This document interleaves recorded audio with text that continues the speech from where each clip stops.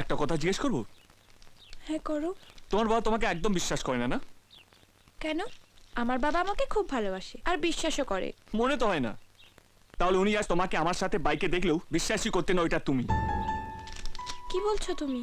তোমার বাবা তোমাকে সত্যি যদি সন্দেহ না করে থাকে, তাহলে আজ উনি কলেজে এসে যাচাই করে যেতেন না তুমি আছো কিনা। আর উনি যদি সত্যি তোমাকে বিশ্বাস করে থাকেন, তাহলে তোমার সাথে ওদের পাঠায় কেন? তোমার হাত ধরে রাস্তা পার করানোর জন্য।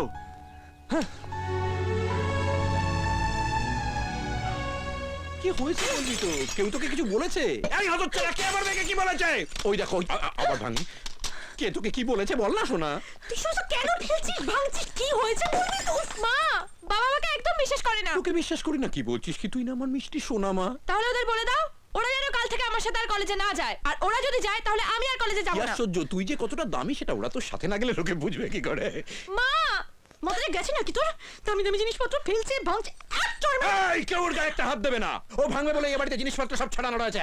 প্রত্যেক মাসের জন্য 5 লাখ টাকায় বাড়িতে ধরা থাকে। ভাঙবি রে মা, যখন ইচ্ছা হবে, যখন রাগ হবে তখনই ভাঙবি। এই নে ভাঙ তো।